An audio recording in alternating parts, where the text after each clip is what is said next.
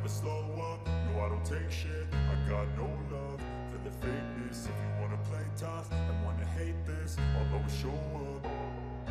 I don't ever slow up, no I don't take shit. I got no love for the fakeness. If you wanna play tough and wanna hate this, I'll always show up and make a statement. I don't ever slow up, no I don't take shit. I got no love for the fakeness. If you wanna play tough and wanna hate this, I'll always show up and make a statement. Everything.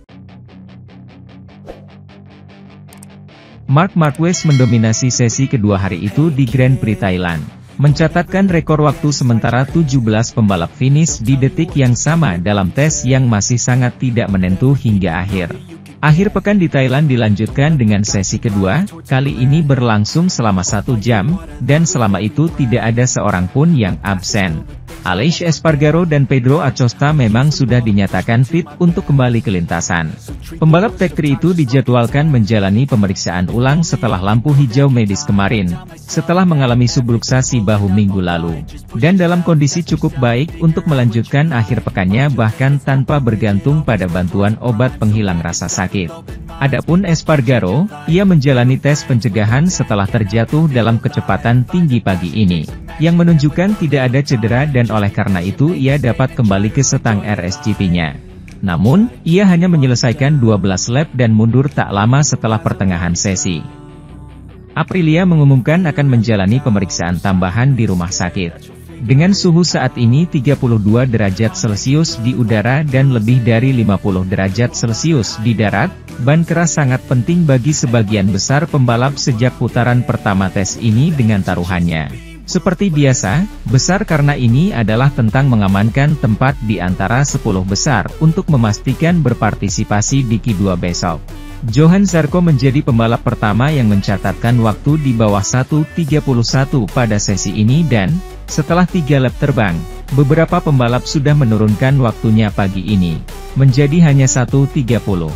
Segera setelah estafet pertama selesai, Marc Marquez memimpin peringkat. Meskipun kelima pabrikan berada di 10 besar pada satu titik atau lainnya selama sesi tersebut, Fabio Quartararo menciptakan kejutan dengan membawa Yamaha-nya ke posisi kedua setelah setengah jam, segera digantikan oleh Pedro Acosta dengan KTM. Pecco Bagnaia yang sudah berada di posisi tersebut sejak menit awal masih mempertahankan catatan waktu awalnya di etapa ini, yang memberikan kuartet di peringkat 10 yang sama di peringkat teratas. Sementara itu, beberapa pembalap menganggap Marco Bezzecchi bertanggung jawab atas tabrakannya dengan Maverick Vinales pada sprint race di GP Australia. Namun mereka tidak sependapat mengenai pengaruh aerodinamika. Insiden balapan sprint di Phillip Island masih ramai dibicarakan hampir seminggu kemudian. Maverick Vinales yang baru saja menyalip Marco Bezzecchi ditabrak keras oleh pembalap VR46 tersebut. Menjadi sasaran kritik dari Vinales, Bezzecchi mengaku terkejut dengan pengereman agresif rivalnya dan menerima penalti tersebut, tanpa menganggapnya pantas.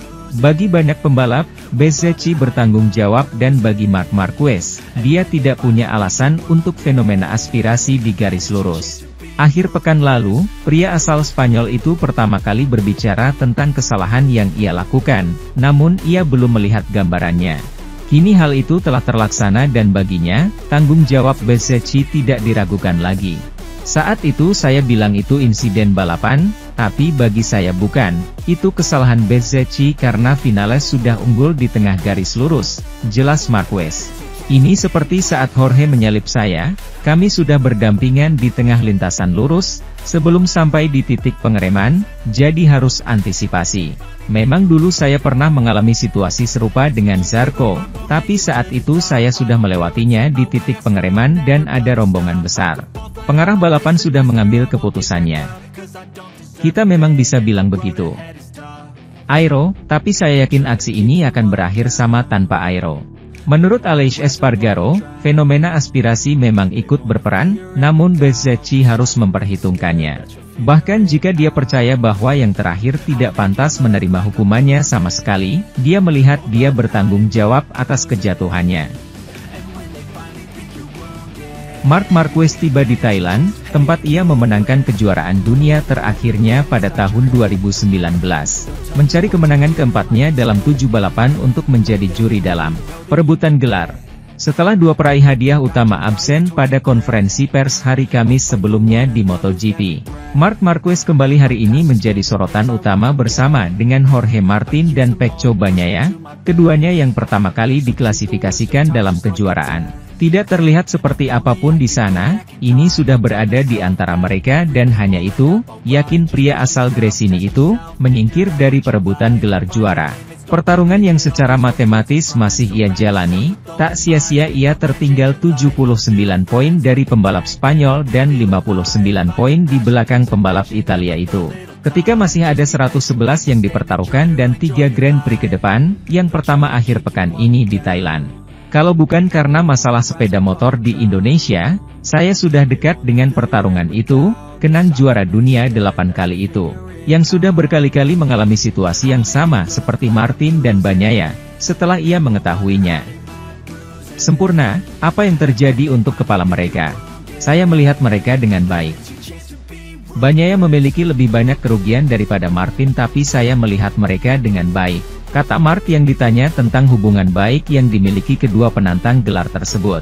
Itu adalah sesuatu yang tidak terlalu penting bagi saya. Mereka memiliki getaran yang bagus, ya, tapi kemudian di trek saya melihat bahwa jika itu harus terjadi, itu juga terjadi.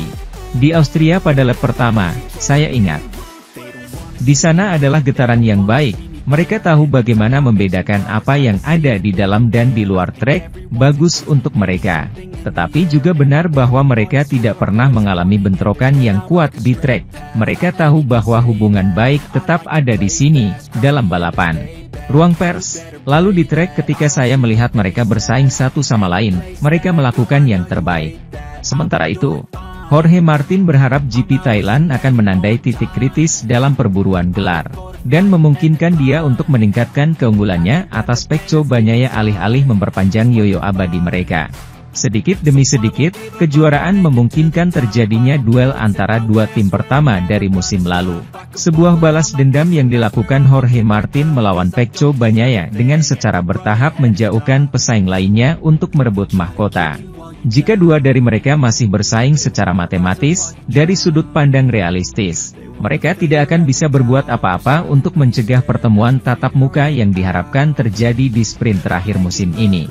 Meski Grand Prix telah berlangsung silih berganti dengan kecepatan yang berkelanjutan sejak akhir musim panas, minggu ini bisa menjadi titik balik yang menentukan tergantung pada hasilnya. Faktanya, dengan keunggulan 20 poin, serta momentum yang bisa diberikan oleh kemenangannya di sana tahun lalu, Martin harus melakukan sesuatu untuk memberi dirinya sedikit ruang bernafas. Jangan tersinggung dengan Bagnaia yang menilai pertemuan ini dan Malaysia pada program minggu depan, karena lebih menguntungkannya. Terlepas dari kepercayaan diri yang ditunjukkan oleh sang juara bertahan, Martin tetap pada keyakinannya sendiri. Pada malam tes pertama di Buriram, dia telah mengerjakan pekerjaan rumahnya untuk mempersiapkan Grand Prix ini. Baterai saya sudah terisi penuh, tapi saya sangat waspada. Saya punya keunggulan 20 poin, tapi itu tidak seberapa, jelas pilot Pramac Kamis sore di Buriram. Seakan menanggapi komentar lawannya yang melihat di 20 poin tersebut.